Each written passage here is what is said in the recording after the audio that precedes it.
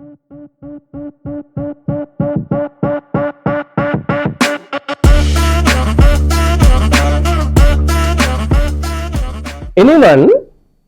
who ever missed a credit card payment or a bill payment, have you been able to make those payments on time? Make those investments on time?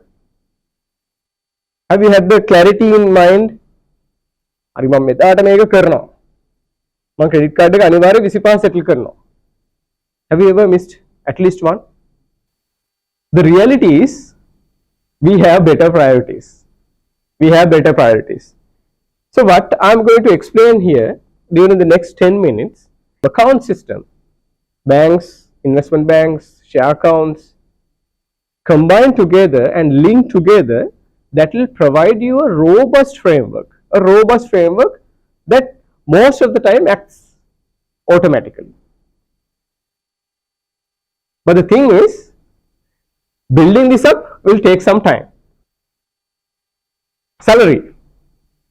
You get your salary after paying the part for the government and then saving a part in your EPF ETF. Right. Now you get the net salary into an account called landing account. So this is a savings or a current account with a commercial bank. All of you have this already, okay? Next,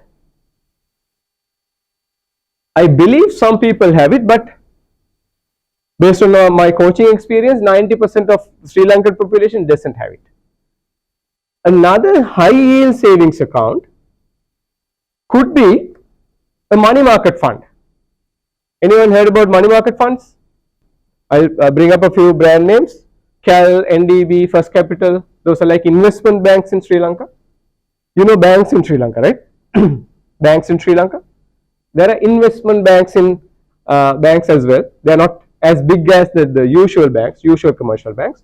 They maintain what we call different levels of funds. So money market accounts, so money market funds usually deals with high interest rate corporate debt, corporate, let's say John Keels. These funds give them money and then at a good rate. They also offer money to the government as well in terms of bills or bonds at times. So money market funds usually deal with set of such, collection of such instruments. How many of you know what is your current savings account's interest rate? Yes, so I mean a usual savings account about 2%. Do you know 33% of the funds maintained in banks, commercial banks, are maintained in savings accounts? That accounts to about 3 trillion rupees. 3 trillion rupees getting about 2% of interest rate, while the inflation is around 5 to 6%. What is effectively happening? They are getting lesser at the end of the year. So that's why I am recommending you should get a high yield savings account or move to an investment bank where there are money market funds. The beautiful thing is the every rupee that you are depositing at the end of the month is acquiring interest.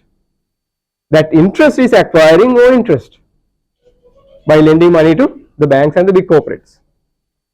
Right. So next one is investment accounts.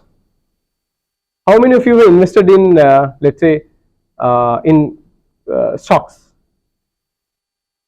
Okay. Crypto. So likewise, there are many investments that you can do without really moving a finger. Colombo Stock Exchange, account creation, CDS account creation, all of that is completely online. You don't have to physically visit a branch or do anything like that. 25th, let's assume that you're getting 100,000 net salary into your landing account. Before you receive that salary, you have decided, okay, I'm going to save 30,000 of that, and then I'm going to spend about 70,000. This is something that you have to look at your past spending and then decide. Standing instructions are such that on the 27th or 28th, you deduct 10,000 into a high yield savings account and then 20,000 into investment accounts. What would it do? So on the 27th, you can set certain rules on the bills payment.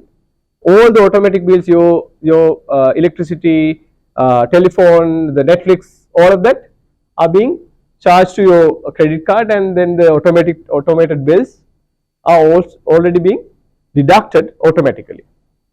Card bill payment can also be automated in certain banks, and the rest is available via your debit card. So you can do shopping. So I suggest you do lot of these payments, lot of your expenses via debit card, because all of them are recorded in a single registry. You can pull out a report and see, okay, what I have done, what are my expenses during the last 12 months, and then draw a nice graph to see, okay, am I eating more or am I shopping more? If you do a lot of cash transactions, you can't have that visibility. Right. So what are the uses of this high yield savings account? I'll tell you two uses. One is for expenses goals. Let's say, for example, you are planning to go on to Bali, right? So you have this dream that you want to go to Bali, and then you don't have money saved from a given month to go to Bali and come back, maybe on a boat, but not the usual way. Day one, you actually save part of that money into your high yield savings account for an expense goal called trip to Bali. So over time, maybe 2 years, maybe 1.5 years, depending on the amount that you want to save, you build up that fund to go to Bali. That's an expense goal. For an example, it's an expense goal. A savings goal could be simply, okay, I want to save 1 million rupees so that I can lay a good foundation and I can open up a money market fund account. So that's another example of a investment goal. So at the maturity, let's say when you have the required amount for you to go and visit Bali, then you take that money, go there. Investment accounts, on your investment, let's say CSC, you can set up your brokerage account such that whenever you put money, the brokerage buys a portfolio of instruments, portfolio of shares. So this particular setup, it's a bit foreign to many of the Sri Lankans, but at the same time, most of the Western world countries, people with high financial literacy, all of them have this kind of setup, and it's not very hard to set this up as well.